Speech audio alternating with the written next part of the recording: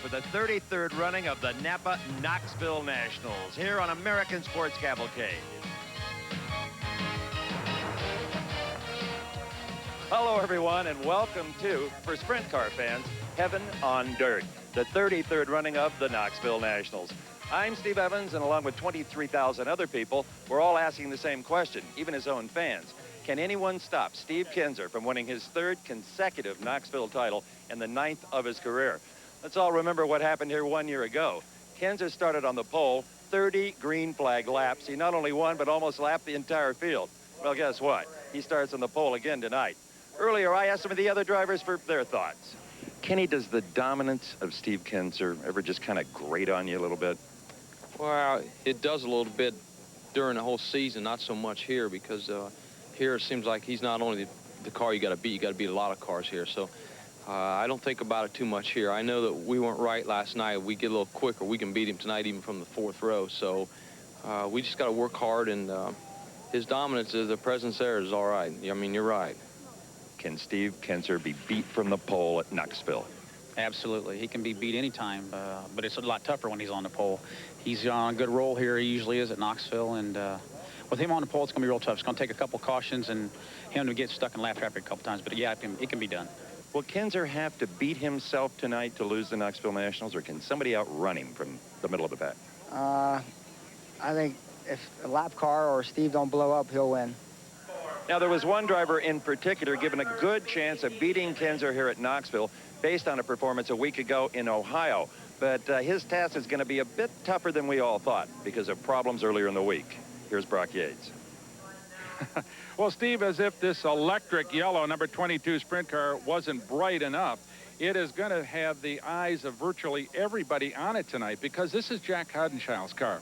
Now, he came in here as a major favorite.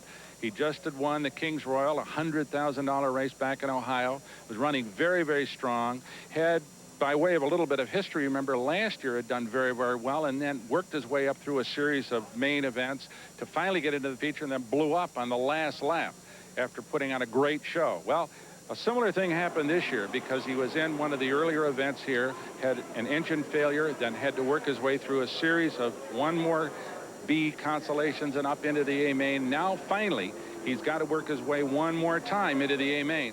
So it's going to be an interesting evening, and everybody guaranteed will be watching 22. Well, Steve, I'm with the man of the hour, the guy that everybody's talking about based on that performance a couple of nights ago, Jack, but I'm sure you would rather not have had to go through that. Yeah, we had a little bad luck. We broke a motor leading the heat race yesterday, so it kind of put us starting in the tail of everything. But the car was working real good, and we were lucky enough to get through all the races the other night. So it puts us front row of the B now. Okay, so you got the B main facing you now, but 2 guys advance to the A, and that's still going to put you sort of at the back. It won't put you all the way at the back of the A main probably, but still you're going to have to work your way up. Yeah, right. That's going to put us pretty far back, and so we're hoping to have the car real nice for the if we make it to the A main, and just hopefully get up through there and stay out of trouble. Okay, Steve, Jac Haudenschild, all our eyes are going to be on him tonight. Oh, you can bet on that. We're going to start the evening, though, with the E feature. Don't look for any household names in here. To paraphrase a Brock Yates line, this is kind of the lounge act of the Knoxville Nationals, but still fun to watch. Well, Steve, it's 10 laps, and 4 of them will move up into the D feature. Now, remember, we've seen in years past, some guys kind of slide through it. Doug Wolfgang did it a couple of years ago in an epic struggle to get into the A main. But it's almost impossible, really, to advance a whole lot farther because each race that you move ahead into, you start at the back of the pack. So if the odds become almost insurmountable after a race or 2. Well, most of the racers here, like Lisa Prince, they're in the 8th row. They're very proud of being in the E main. This may be the pinnacle of their sprint car careers so far. That'll go right down on their resume. Well, let's not forget that when this event started about 4 days ago, 180 sprint cars and sprint car drivers showed up here, and only a few of them are left. So as you said, Steve, this is a fairly exclusive little group here. 19 cars, 2 on the pole here, young guys, Chad Millebrand and Bob Ewell, leading the way here as we get the green. Here they come. Remember now, 4 will advance to the D feature.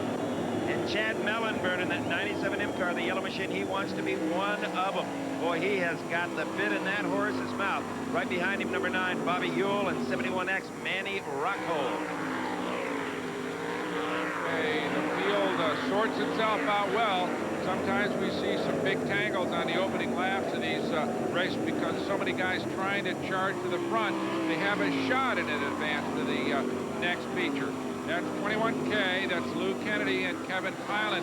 That's a battle for the 4th spot here as the field sweeps down the front straightaway. And Kevin Pilot, he is mounting a charge on the inside here. Look how wet this track is. Anticipating a lot of punishment tonight. But he makes it work, finds enough traction to get around Lou Kennedy Jr. for that 4th and bubble spot as far as transferring. That's the key one. That white number 3 of Kevin Pilot right now moving away a little bit from Lou Kennedy. So Pilot doing a good job out here. Take a look at this racetrack right now. File it away in your memory bank and bring it back about the time of the A main because it won't even look like the same place. Back up front, the 97M car, Chad Mellenburn. He's been there since the drop of the green flag by starter Doug Clark. And if he can hang on here, he's going to make a few bucks and even some more in the D Peach. Young man out of Sioux Falls, South Dakota, the home of the great man, the Wolf, Doug Wolfgang. Mellenburn makes his living as a lumberman, so he's only a part-time racer like a lot of these guys.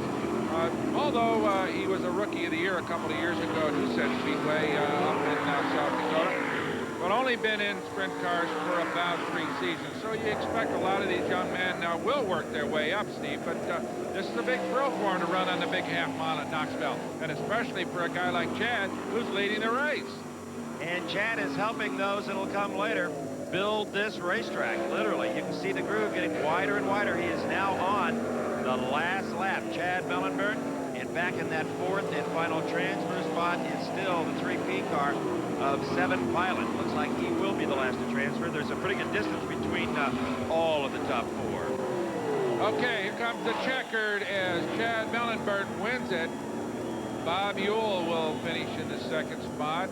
Manny Rockhold in the 71X in 3rd, and Kevin Pilot in the final transfer position in 4th spot. All in all, a tip of the hat to the runners here in the E feature for all staying right side up on what is pretty much a virgin racetrack. Excellent job, gentlemen. They're part of the giant crowd here, Sprint Car Hall of Fame and Museum. It's full of great race cars, including this one. This is the Curtis Craft Midget, Offenhauser powered, that belonged last to A.J. Foyt. Been driven by Parnelli Jones, Roger Ward, Ziggy Snyder, Bob Tattersall, Walt Faulkner over the years, and in fact sold at auction at A.J. Foyt's private auction for over $80,000. A fabulous piece of equipment, Steve.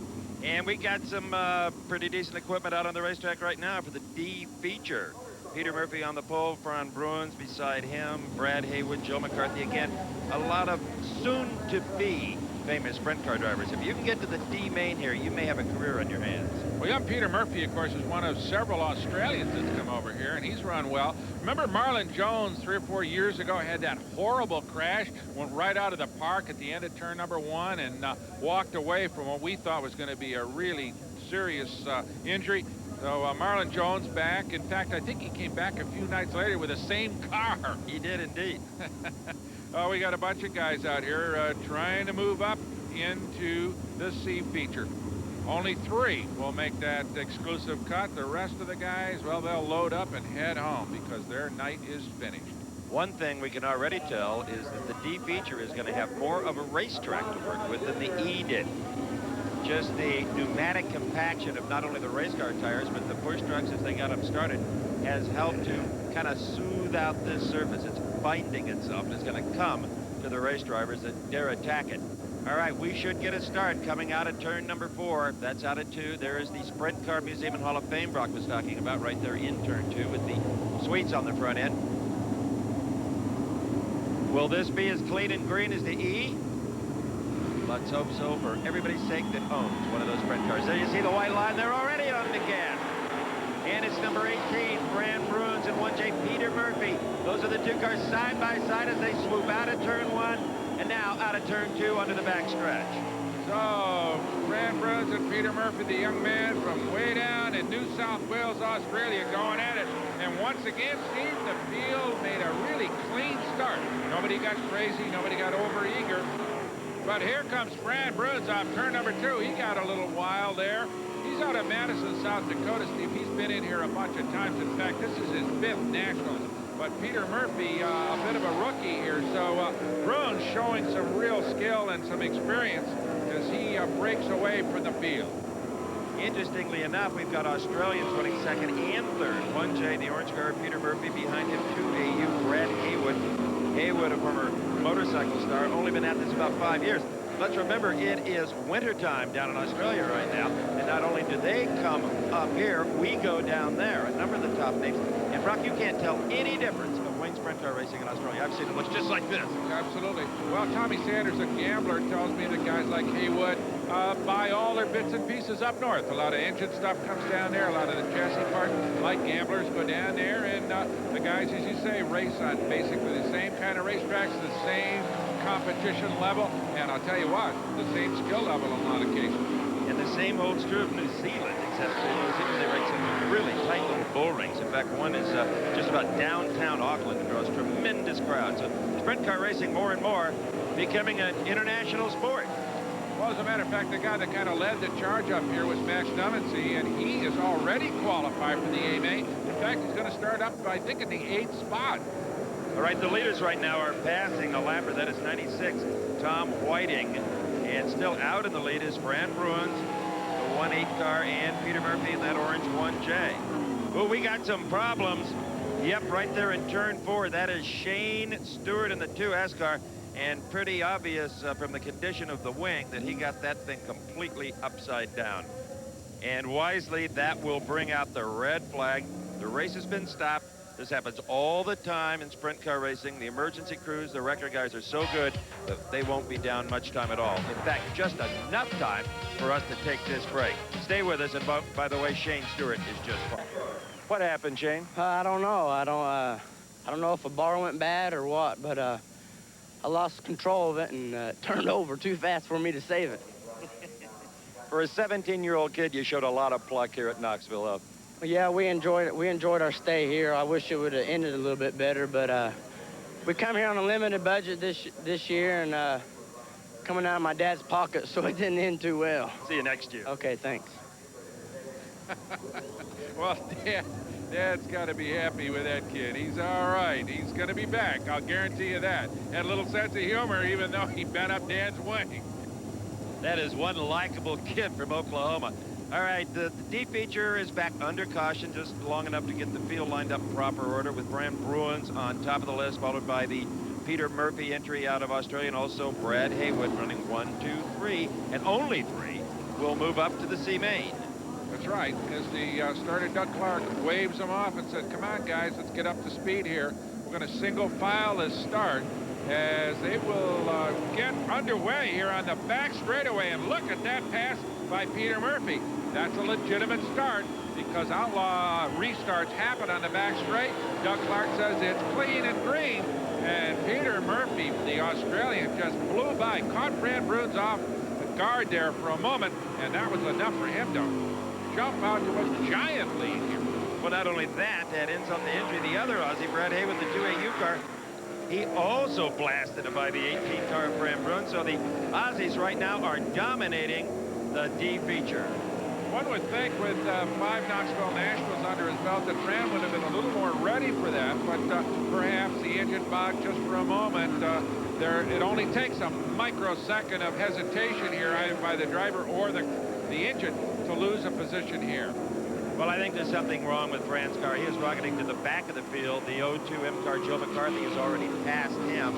So Brad Haywood and McCarthy are having a pretty good little punch out right here. Danny Rocco, the 71 car, is a lapper. Yeah, so we've got Australians running 1 and 2, and as you said, Steve, now don't question Fran Bruns has got problems with that race car because he just cannot stay up anymore. That's a tough break because he had a good shot at transferring, but right now his hopes are rapidly diminished. I'll tell you, I think these Aussies probably race each other harder than they would any of the Yanks here at Knoxville. That's for national pride there. So far, the only Yank that has any chance at passing them is Joe McCarthy back there in 3rd place in the O2 car. But the 2 Australians now take the white flag. 1 lap, half a mile left here for these 2 guys to advance into the C feature. And I'm sure right now both of them are trying to pretend that this is the finish of the A main, not the D, as Peter Murphy and Brad Haywood from down under dominate the D feature. And Joe McCarthy, he did hang on for 3rd position, and he will transfer to the back of the C main. All right, so there is our winner, 1J. Peter Murphy showing off a little bit on his victory lap, looking good. And so is this racetrack, as the line gets higher on the top side and lower on the low side, soon to get slick in the middle. And that's pretty normal for Knoxville Raceway. There you see Murphy, Haywood, McCarthy, Herbert Jr., and Marlon Jones. This time his car completely intact, and he finishes 5th in the D feature, followed by McCarl, Edmondson, Droud Jr., Ricky Logan, and Joe Rowe round out the top 10. And with the weather starting to threaten, they're wasting no time here at Knoxville. The C feature already strapped up and out on the racetrack, just waiting for the 3 transfers from the D. Right now, let's go to Brock with the winner of that D feature. Well, I'm with Peter Murphy. You got a good restart, and the hunt continues now, onward and upward. Yeah, we come an awful long way just to try and get into as far as we can get. So we didn't think we'd get much further than where we were, but we won that one there, so we get the transfer on to a bit further on, and that just makes us real happy. Oh, that's great. Race car was looked and sounded like it was hooked up pretty good. Are you going to make any changes? Yeah, it's probably just going to take a little bit of stagger away because it's just a little bit loose coming off the turn, so just try and tighten up just a little bit. Otherwise, go get him. Good luck. Thank you very much. Yeah. Okay. All right, stagger is the difference between the size of the wheels on the left side and the right side of the automobile. If he's going to take some stagger out, that'll flatten the car out a little bit, and it won't push quite as bad. Is that correct, Brock? Well, one hopes. Being a chassis expert like you, I can't argue. But I will argue with the fact that it's going to be very tough to get around Sammy Swindell, who starts outside front row. Beside him is Aaron Berryhill, last year's Rookie of the Year in the World of Outlaws. And we got some fine runners deeper in the field. Tommy Esta Jr., a fine competitor. Kevin Doty. Johnny Herrera is not having a very good Knoxville. Is an excellent runner out of New Mexico, but he is going to start deep in the field. Kevin Fry, we saw him. He runs well here, but he's got his work cut out for him, as does Randy Smith.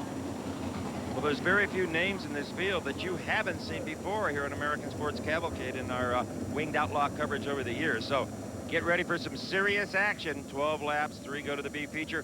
I agree with Brock. Swindell's going to be tough, even though this is only his 2nd race back in the world of sprinters, having seen his Busch Grand National Stock Car program go awry. Sammy plans to run the rest of the year. This is a car he's fairly familiar with. He ran it a short time before he moved into stock cars and is now driving it for the guy he sold it to. And we'll see how he does as they come down and take the green. Sammy Swindell and Aaron Berryhill charge away. And already Swindell has snatched the lead. Now, Sammy ran here in a preliminary race last night and had a horrible time with this coil-over car. And now it looks like the Sammy of old. I mean, he was all over this racetrack from guardrail to guardrail. They apparently learned something last night. No question, the race car looks a whole lot better as he just says goodbye to Aaron Berryhill back there in the 2nd spot. Remember now, 3 cars were transferred to the B feature. So Sammy working hard, wants very badly to repeat here as a winner in the Knoxville Nationals. But right now, the odds are really deeply stacked against him. That's right, he'll settle for whatever he can get at this point when you run the C main. All right, here is the battle for that 3rd transfer spot. That is number 25, Bobby McMahon, and 21B, Gary Brazier. Brazier wants that 3rd spot away from McMahon and is going low to try to get it. Didn't work. Scrubbed off a little speed as he came off turn 2, and that gave McMahon a little bit of an edge. Right now, Berryhill concentrating on trying to move in on Sammy Swindell, who leads it decisively. There's 25. That is McMahon. Right behind him, the 21B, Gary Brazier. Gary Brazier is yet another Australian. Every year we come to Knoxville, there's more and more of them, and they're very welcome here. This is a great fraternity. Everybody gets along well. They loan stuff to them. They go to Australia. The favors are repaid, and then some. And a lot of our guys go down there. Danny Smith in particular, Steve Kinser's been down there. A lot of the drivers go down. A lot of midget drivers go down there as well. Sleepy Crip and some of the great USAC midget drivers spend their winters in Australia. Look at this. Sammy Swindell and Aaron Berryhill, the 1S and 97 cars, were going at it pretty good there. Berryhill got right up and took a peek. Then I think he saw the lap. Oh, and he uses the lap traffic. Aaron Berryhill, Broken Arrow, Oklahoma. Swindell never saw him coming. That lap car was Peter Murphy, the guy that just won the last race. He obviously has got some problems because he is not running anywhere near as well as he was. And look at this. Sammy Swindell would not have it from the young upstart from Oklahoma. Aaron Berryhill gives way, and Sammy Swindell just muscles his way back into the lead. I think Swindell, well, typical Swindell, running out there, managing his equipment, his power, learning the racetrack. He knows how tough it's going to be if he can't advance to the next race. So he was out there just running as hard as he needed to, and he never saw him coming. That was Bobby McMahon, who is currently running fairly safely in the 25 car in the third and final transfer spot. But everybody will remember that great pass that Aaron Berryhill did on Sammy Swindell. Didn't last long, but it was a nice moment in this race as McMahon continues to hold on to that third transfer position. Ooh, but look at this. Here comes Gary Brazier, the 21B car. No longer does McMahon have a stranglehold. In fact, McMahon has lost that third position. He challenges back on Gary, but Gary says no. Good stuff. Sure is. Gary Brazier out of Sydney, Australia, showing good form here as he just charged past McMahon to take that spot. And we got a car stalled in the yellow. Absolutely. The yellow is out. That will allow the field to bunch up. Jerry Richard Jr., the 3B car, is stuffed out on the racetrack. Doesn't appear to be any damage to the machine, possible engine or driveline failure. Stay with us. We'll be back. Interesting variation on the sprint car theme. This is a Dowker jet rod car restored by Ed Norton up near Flint, Michigan. 12 of these things were built for asphalt USAC sprint car racing. They were a lay-down roadster. You can see the engines were offset, and they were so quick on asphalt tracks, Steve, they were banned. I mean, at about a New York second. All right, Sammy Swindell leading the C feature over Aaron Berryhill. If you just tuned in, don't count out Berryhill. He put a blindside pass on Swindell just a few laps back. Sammy retaliated. All right, they will restart on the back stretch, and Sammy Swindell, Brock, is notorious for jumping the start. Well, he's got a little bit of a cushion now because there's a lap car, Johnny Herrera, between him and Berryhill, but that doesn't prevent Sammy from burying the throttle as the green drops, and here he comes. Sammy Swindell doesn't favor high or low. It just depends on where the racetrack is good. Some guys, they hug the pole, others ride the rim. Swindell goes where it's quick. And where it's fast, because this man is as good as anybody behind the wheel of a sprint car. Only one lap left as Doug Clark shows the white to Sammy Swindell. And right now it looks like the 21B car of Gary Brazier, he will be the only Aussie driver to advance out of this feature into the B. That is the 21 car. He's hanging on there, and he looks pretty safe to finish third. Yes, he will. Check her out for Sammy Swindell as it comes out for Aaron Berryhill and Gary Brazier, the only guys who will stick around for more racing tonight. Well, Sammy, in many ways, is glad to be back among his old pals here on the Dirt Wars. But in some ways, it's not great news for him, Brock. He doesn't feel like beating his brains out 150 nights a year. That's right. And the Grand National foray that just wound down here was not a particularly successful one for him, even although he shows great talents as a race driver in all styles of cars, Indy cars, stock cars, you name it. But right now, his attention is focused on winning here at Knoxville. Steve is with him. That was kind of a fun race with Aaron Berryhill. Well, yeah, it wasn't too bad. I just got caught behind a couple guys that about lost it in front of me, you know, let him catch back up a little bit. But when Aaron got the lead, got you trapped in traffic, you appeared to just take your time and do the same thing back to him. Well, yeah, you know, I just got held up. There was a guy that went in a little too hard on the bottom, and he spun, and I thought he was going to go on to the top, but he didn't. And so I was stuck in the middle and lost all my momentum. And here comes the B main, and you're not going to start in the front like you did the C. No, but, you know, maybe we can talk him into it. I don't think so. It's a tough sell. Brock? I thought you had him for a while there. You had a pretty good pass at him, and then you just seemed to fall back a little bit. You get stuck in traffic? Yeah, well, he got stuck in, well, let me say first off, Sammy, it's hard to pass him and stay in front of him, first off. And with the limited years we had, you know, I'm not sure where to go exactly on the racetrack. He is at the right moment, and I thought I had it for a minute there, but it didn't, and the car just got a little loose when he tied it up just a little bit. All right, the hits just keep on coming. Here is the B feature. We will now answer the question, can Jac Haudenschild in the 22 car capitalize on this experience and go to the A main at Knoxville? For the B feature, 22 tough lap, 4 transfer to the A main.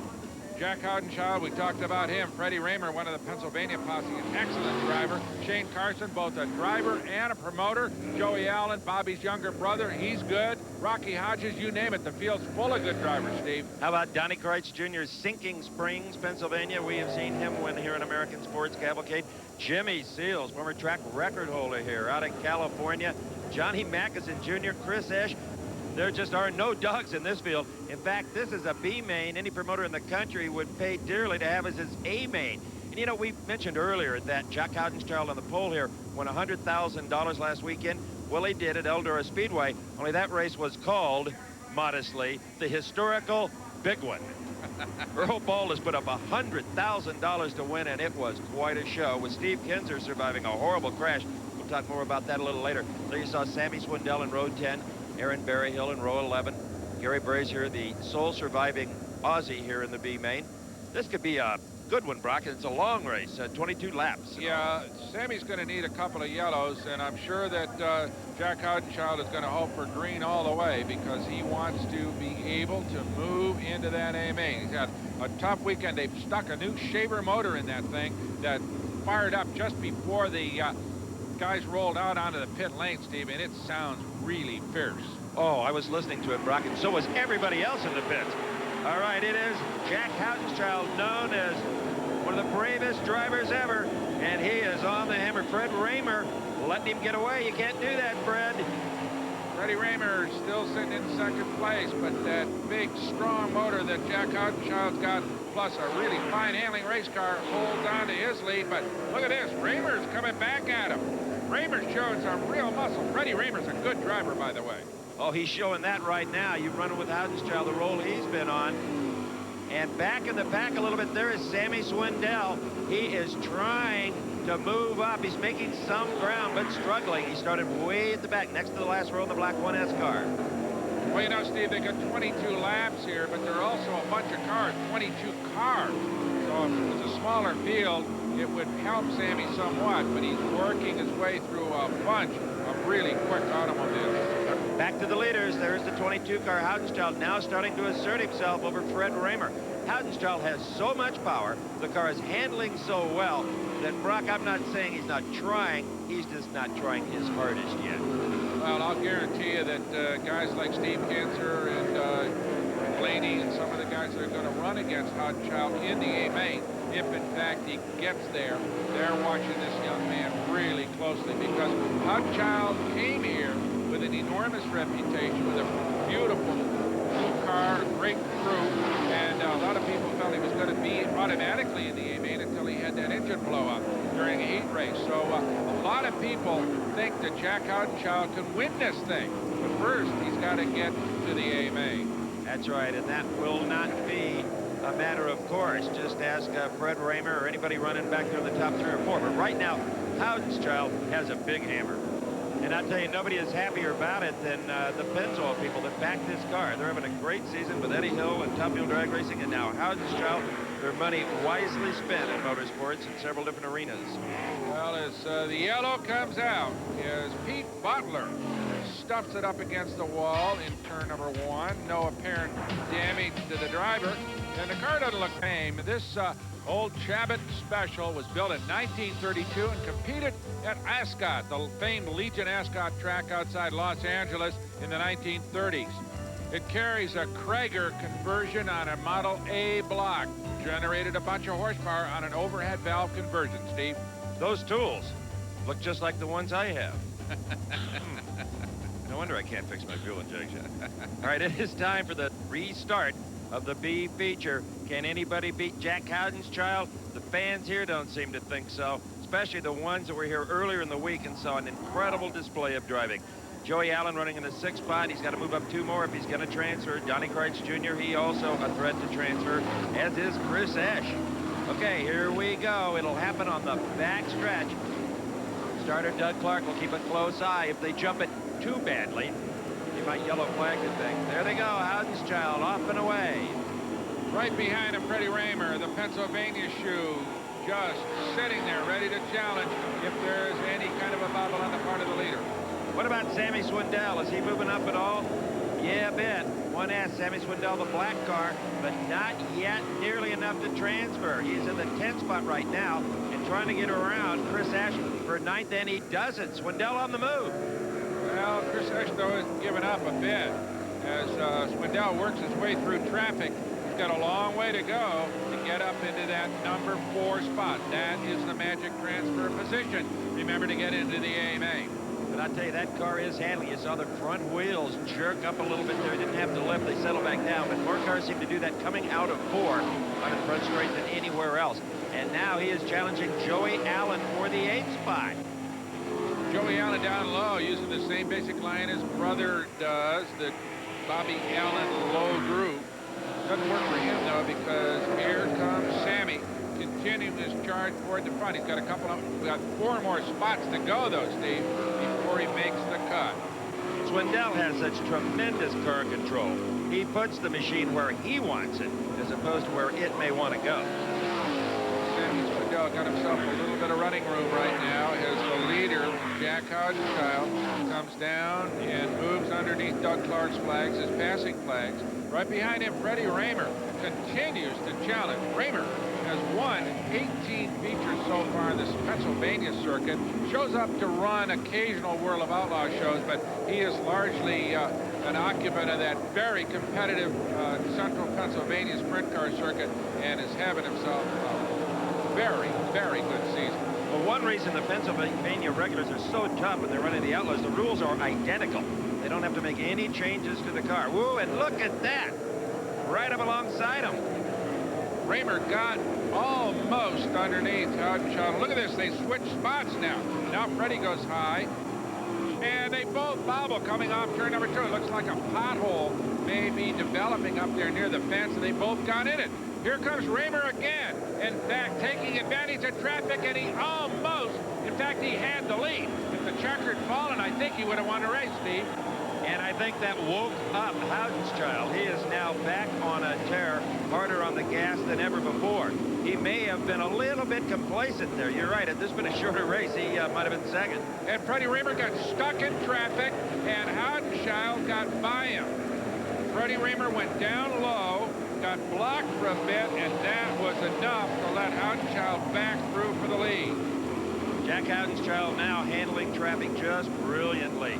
I think he was just, as I said, complacent, just kind of a little nodded off there for a minute, and it just about bit him, but not now. He is wide awake, standing up in the seat, as they say. Well, Freddie Rahmer got balked really badly, and that was just enough for Haudenschild to retake the lead, but now has himself a very big lead. A lot of traffic between him and the second place man, Freddie Rahmer. And here is Sammy Swindell. He is now 5th. Only 1 spot away from a transfer to the Knoxville Nationals A main. But the 1K car of Craig Dollansky, well, he may just be too far ahead of Sammy to catch. That's the red car, and it's a long ways away with about a lap and a half to go. Sammy needs a yellow.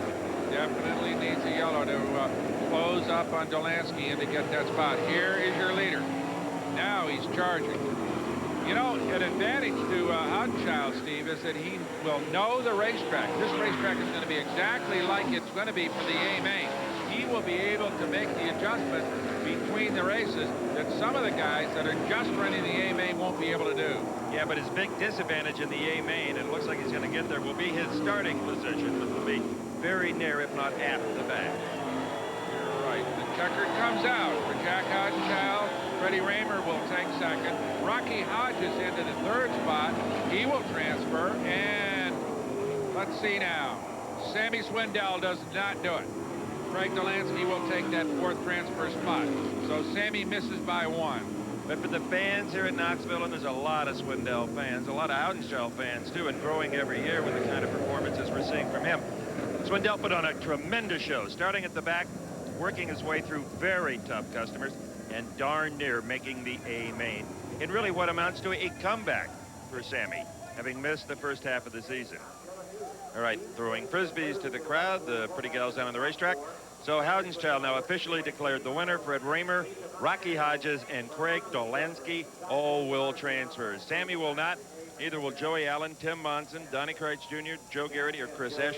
But a great drive by all. They are in the top 10. Right now, let's go to Brock with a guy who came up short. Steve, I'm with Sammy Swindell. I'll give it the old school try. Not quite, but you're alternate in the A main. But you got to have a lot more luck. Well, yeah, that's part of it. You know, we just found some problems after we run last night with the back of the car, with the rear suspension. So we made some changes, and now it's back the way it should be. You know, it just really cost us last night. Well, I know you came in here after being away from these things for a while, and it just started to get everything all hooked up, I'm sure, after being away even for a couple of weeks. Yeah, well, you know, the car was pretty close to the car we ran in Phoenix last year, or the first of this year, except the rear arms. They were different. Okay. And we found out they didn't work last night, but, you know, I just got the car last Tuesday, so we haven't had much time with it, and the tires are different, and the cars are a little quicker than they were last year, so we're trying to catch up all in one weekend. I'll tell you, he served notice, though. He'll be tough wherever he elects to. And it is time for the A feature that pays over $70,000. And it's time to meet the man we have talked about so much, Steve Kinser. You're on the pole, and there's a whole bunch of guys that want to knock you out of this thing. Well, you know, it could happen. We just let's hope we can get out in the front, stay out there, and get to the checkered first. But there's a lot of good race cars here, and the track's going to be pretty hard to pass on, but it's also going to be pretty hard for the leaders to pass the lap cars, so it's going to be tough tonight. You think lap traffic might be the key to success here? Well, it's definitely going to come into play because you're going to be on it quick, and there's no bottom on this track at all tonight. It's just right around the top, so it's going to be real tough to pass on. All right, they're waiting for you out there. Good luck. Thank you. Brock? Okay, Steve, starting on the outside of the front row is yet another Kinser, Mark, one of my pals. And Mark, I remember 90, I think it was, when you and Steve started up front. Neither of you finished. I'm sure you don't want to do that again. No, we don't want to see that happen again. Steve broke in the first turn with a magneto problem, and I led for like 22 laps and then broke a wrist pin in the piston. That's right, I remember. And I remember you were a pretty disappointed player that night. Yeah. Tonight, though, race car working real well, and I know that you're going to try to beat your cousin, but you got a bunch of other guys to beat as well. This is going to be a real strong field coming up here in the A main. Yeah, I tell you what, this is just a who-who of sprint car racing. If anybody's any good at all, they're here at the Knoxville Nationals. And one thing about beating Steve is you got to get him behind you. That's absolutely true. Racetrack, you just did a few hot laps. Guys are saying it's a little heavy on the outside, down on the bottom, but it's slick in the middle. Is that what you found? Yeah, that's exactly right. We start on the outside of Steve, and I think he's going to have the place to start, but you never know. Maybe we'll get around there and his motor will stumble, but it's highly unlikely, but we're hoping for it. Steve? Thanks, Brock. Starting inside the second row, the man I talked about at the top of the show, Dave Blaney, second in outlaw points to Steve Kinser. A lot of the non-Kinser fans are rooting pretty hard for you. Well, that's good. I hope we can do some good here for him. We're going to try. We got a good starting spot and a good car, so we're just going to go out there and run hard, see what happens. Steve seemed to think it'll be hard to pass on this track, especially in traffic. That means if you get ahead of him early, you got a good shot. Well, if you're working good, I think the car that's working the best is going to win. Because it's going to be a slippery racetrack and bump the cushion, and if you can slip by the lap cars, you're going to be in good shape. Climb on in and have a safe race. All right, thanks. Brock? Steve, I'm with the excellent young Pennsylvania runner Stevie Smith is going to start on the outside of the second row. Great starting position. Stevie, you've had a great week here, and a lot of guys are looking for you to really do well tonight. Yeah, Brock, things went well for us this week, and we're real happy to be starting fourth. I hope we can make the right decisions here and get the car right for the A main. I know you've been watching the racetrack like all the other guys. Is it going to be a heavy, tight racetrack, or is it going to be some guys saying it's slick in the middle? Yeah, the track's real slick, and it has a heavy cushion, so it's a little different than what it's been the last couple of nights. So it's going to be a guessing game for everybody. It's fair. It's a good track. They did a nice job since they raced this afternoon on it. Stevie, a long race like this, the racetrack changes, the race car setup changes. Obviously, you're trying to get it right near the end. Is it possible that you won't be right at the beginning and the racetrack will come to the car later? Yeah, you have to weigh it out. I mean, you want to be good at the beginning, but the end's what pays all the money normally. And we're gonna leave the car a little loose and try to roll the top. And then if the car starts getting too loose, we're gonna roll the wing back on it. Okay. The best of luck. Thanks, Brock. Okay. Stevie Smith. Steve. Well, Brock, you talked to this gentleman earlier, Jac Haudenschild. He's on a mission in the A feature, starting way at the back. But let's talk about the B first. Were you just toying with their affections out there? Well, not really. I was just trying to racetrack everywhere and trying to get to see what the car feels like so we can make the right changes for the feature. So we tried to top for a while, and we tried to bottom, and we tried to middle, and just trying to find out what the car wants to go. Is this deal doable from where you're starting? Well, I think so. But it's, I think it's more up to having a race car nice than me driving nice. It's just if a race car ain't close, we're not going to get there. We'll be watching and have a safe trip, most importantly. Thank you. Okay. Well, folks, stay with us when we come back. One of the richest and certainly the most important sprint car races in all the world, the Knoxville Nationals. It was done by an uncle-in-law. Actually, Steve's wife's Dana's uncle, Harry Whitehorse, did it. It stands beside one of his Uncle Carl Kinser's sprint cars, number 11, the number that Steve Kinser used so many years and, in fact, has used to win 8 Knoxville Nationals, Steve. And where's tonight again? Being saluted by the crowd and the emergency personnel are all 24 cars lined up in the traditional 4-abreast salute to the crowd. Flash bulbs popping everywhere. Well over about 24,000 people on hand. As we said, it'll pay about $70,000 to the winner. Now, a year ago, Brock, when you and I were here, a little plane came over pulling a banner, and it said Kinser, anybody but Kinser. All it did was make him mad. He went out and almost lapped the field. Just a short time ago, the same plane pulling a banner. This time it said, Steve, go fast, turn right. I asked Jac Haudenschild, who does that? He said, believe me, it ain't us. He's tough enough without making him mad. Now they'll form up 2 abreast, and number 11 will be on the pole with his younger cousin, Mark Kinser, alongside him. Here's a row. Jeff Swindell and Terry McCarl. Jeff, excellent runner here. Kenny Jacobs and the Australian Max Dumesny in row number 4. Bobby Davis Jr. and Andy Hillenburg. Lee Brewer Jr. in a brand new car out of California, going with a former winner here, Bobby Allen. Danny Lasoski, who said, this is a doable deal. I don't know if that was him trying to psych himself up or if he really believes it. He's alongside modified star Billy Pauch. Keith Kauffman, Lance Dewease, a couple of good runners from Pennsylvania. Danny Smith and Jaymie Moyle. Frankie Kerr, the Ohio driver. He is a good one. And there in row 11 is the man of the hour, Jac Haudenschild, who's starting right beside Freddie Rahmer, who gave him a good run in that last main. Rocky Hodges.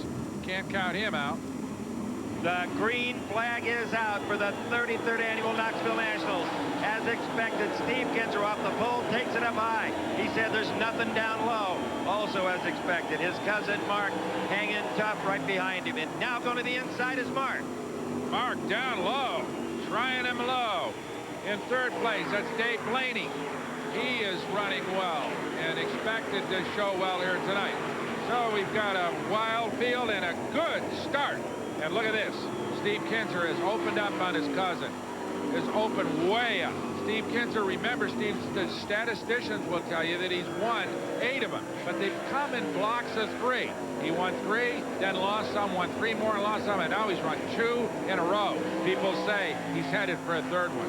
And he certainly was not intimidated by a very bad 1-car crash last weekend trying to race with that 100 Granite Eldora, a rare Steve Kinser miscue that saw him crumble down a racetrack. And there is the 22-car Jac Haudenschild. He is making some progress from his 21st starting position, but he needs to pick him up faster than he is right now.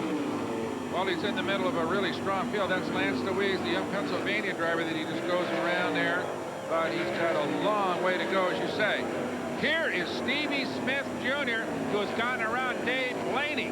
That moves him into 3rd place. So Stevie Smith is on a roll here. He was most impressive last evening, winning a 20-lap feature preliminary race. And now he not only passed Blaney, he just streaks away from him and sets his sights on the 5M car of Mark Kinser for 2nd spot. All right, young Stevie Smith Jr. moving in on Mark Kinser. It's a clear racetrack for everybody as the leader, Steve Kinser, starts to move through traffic.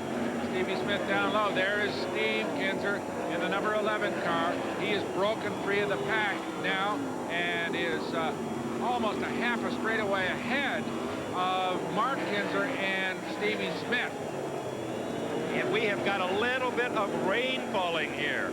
They are not stopping the race yet. Maybe you can even see the rain in your picture. And you can certainly tell by watching the 11 car, he is all over the racetrack trying to plant a wheel up in that dirt that may be a little drier on the high side where he likes to run anyway.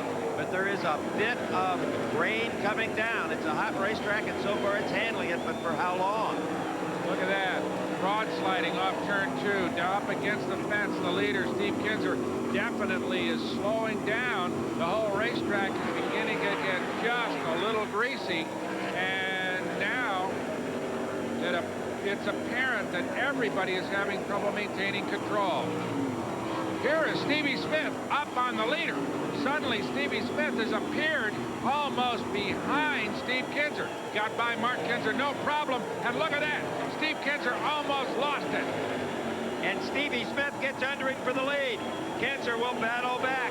The rain has changed the entire complexion of the Knoxville Nationals. It appears that Smith's car likes it and Kinser's doesn't. Oh, no question. Stevie Smith is handling very well in this just very light drizzle. Not enough to soak the racetrack down, but it definitely makes it greasy. And here comes Kinser back on Stevie Smith. Retakes the lead. Smith handling the lap traffic very, very well. Pulls up alongside of Kinser. The best Knoxville Nationals racing in years. And now Stevie Smith gets underneath Kinser again. So Stevie Smith takes it, and Kinser comes back at him. They're in lap traffic. And Kinser has fallen back now, and Stevie Smith used the traffic well as the racetrack continues to get more and more damp. Kinser's car was set up for one kind of surface, and now it's totally different, 180 degrees different. Apparently the Smith car was a little tight, and it likes this loose on the rainy surface.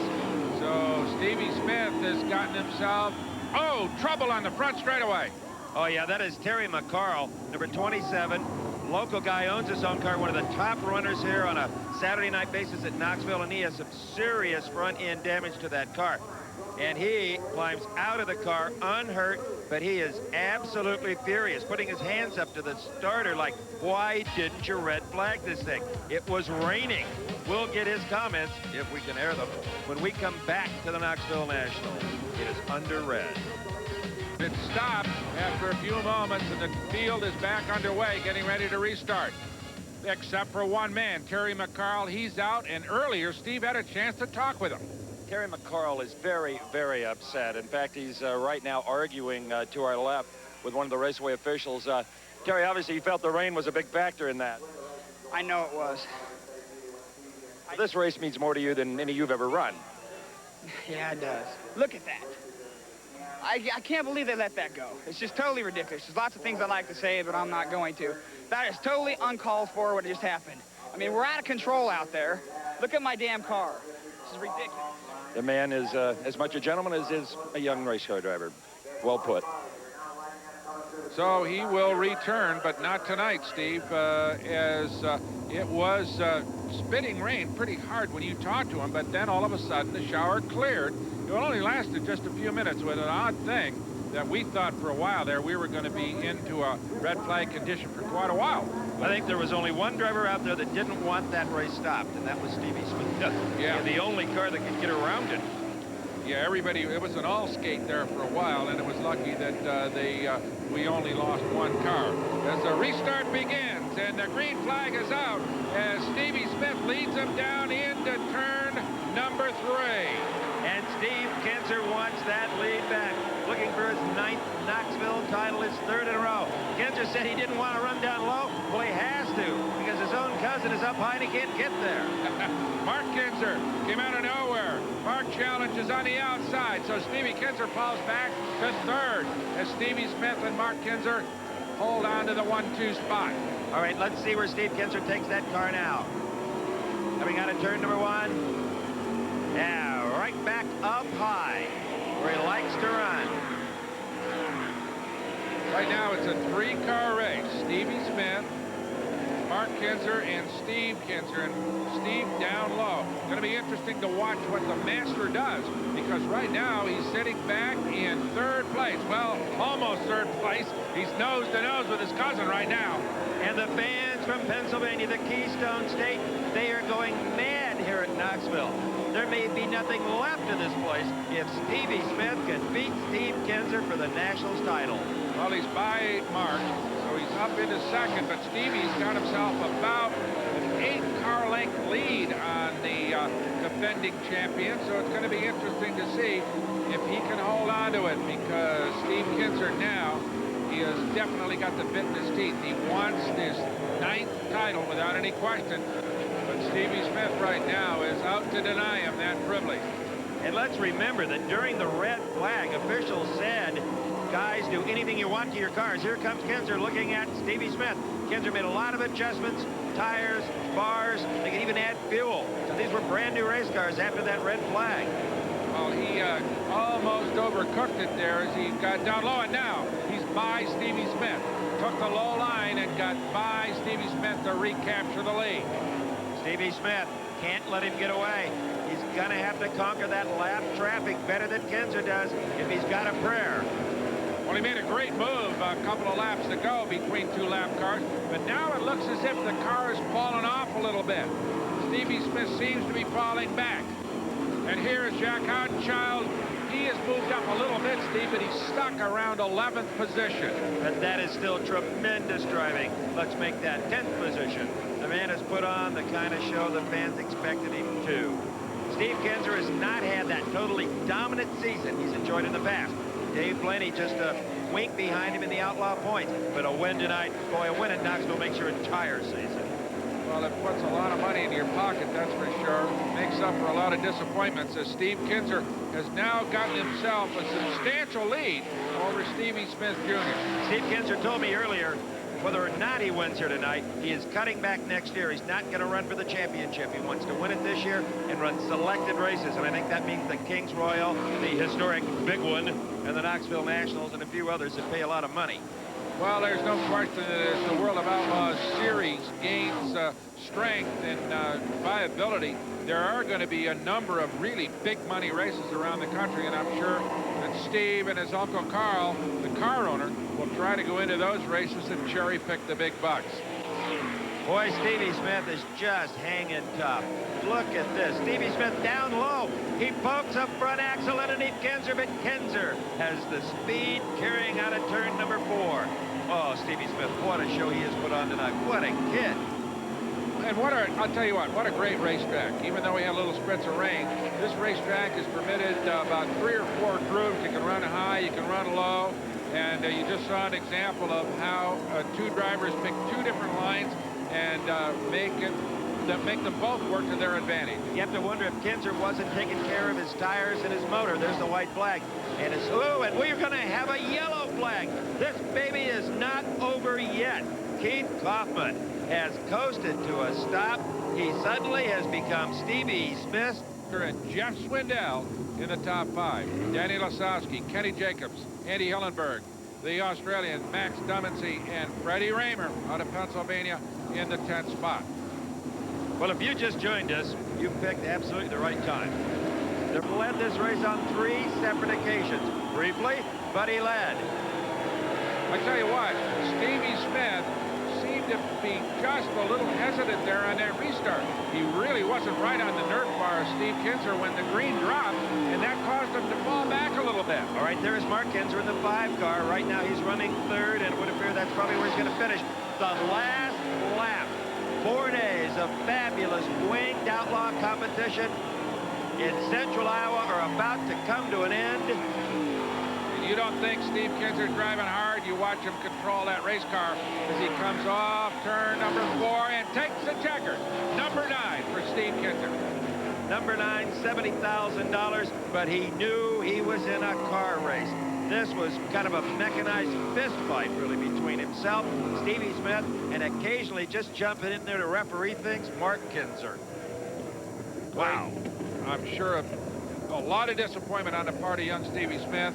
and a sigh of relief for this man, Steve Kinser, who saw his chances for victory going away until a little bit of rain showed up here at Knoxville. They stopped the race, and he had a chance to readjust the chassis, and that carried him on to victory. There is the top 10. Freddie Rahmer moves around Max Dumesny at the end of the race to take over the 9th spot. Let's go down to Steve with the winner. The 9-time Knoxville champion crawls from the 11 car. And this is one of his championships that you had to fight every inch of the way. Oh, I tell you, we got out in the lead and it sort of got a little slick, and Stevie slipped by me, and then we thought we had it again, and yellow come out on the white flag lap. Oh, I didn't need to see that, but how we got here. Tell me about your thoughts the first half dozen laps after the restart from the rain. Well, I felt pretty good. I sort of misguessed Stevie a little bit. I thought he might go in a little higher. When I did, I got caught behind him, and Mark got by me. Then I had to work my way back by him, and I felt pretty good. I felt a little faster, and it all just worked out well. Mark surprised you a little bit passing you coming out of 4 there? Yeah, surprised. Well, it didn't, because I got bottled up there a little bit. And I should have, if I'd have been smart, I'd have went there, but I didn't know what Stevie was going to do, and I just I guessed wrong with him. Congratulations to all of you and Valvoline. Well, Valvoline's been a good supporter this year, and we're been glad to have him aboard the last couple years. And I tell you what, I needed this one for the year. I let a couple get by, and I tell you what, I'm happy. Believe me, I'm happy. And we're happy for you, Brock. Well, Stevie, I'm sure that everybody in this place was cheering for you, and we were too. It was a great, great show. If it had been only 13 laps long, you'd have been the winner. But I'll tell you what, I think everybody in this joint would agree that you're going to win this rascal one of these days, and probably a whole lot of times. Well, I hope so, Brock. We ran good. The guys did a good job for me tonight. They had the car real nice. The brakes just didn't go our way. They had a red flag, and everybody was able to change. Yeah. And we didn't change anything because we felt we were pretty good. Sometimes it works that way. And I was leading the race, and Steve was moving over trying to find a faster groove. And when you're out there all by yourself, sometimes you don't know where to go. Right. And a lot of times it's better to be in second. So it worked against us one time. Maybe next time it'll go the other way. Yeah, everybody thinks that being out front is the easy way to go, but it really oftentimes isn't, is it? No, you can't base your laps off of it because you have nobody to go off of. Steve can move to a different part of the racetrack and judge the distance lost from me, and he can move around better that way running second. When you're leading, sometimes it's hard to find the right groove. It sure is. Well, it was a great show. Everybody was cheering for you. Our congratulations, and we know we're going to see you in victory lane one of these years. Okay, I appreciate it, Brock. Thanks. Congratulations. Stevie Smith, great show. Steve? Well, Brock, I've never seen a guy much happier with a 3rd place. He was throwing Frisbees to the crowd just before I walked up. There wasn't much left in that horse. No, there wasn't. We got a bad water leak and oil leak, and it was oil in the plugs down pretty bad, and it would cause it to lose quite a bit of horsepower. And when we get up to speed, it'd get enough heat to kind of burn it off, and then there'd be another yell, and I just sweating bullets. I didn't know if it'd survive or not. I had one of these taken away from me like that a couple years ago, and I'm just happy to be here, and I want to thank my sponsors with Maxim, the Chacos. They always help me out. They bought me the Frisbees to get the fans just have some fun with it. Well, we sure had some fun, Steve and Mark Kinser and everybody. Thanks for joining us here at Knoxville. It was a great show, and congratulations, of course, to Steve Kinser on his 9th Knoxville Nationals. For Steve Evans, I'm Brock Yates. Thanks.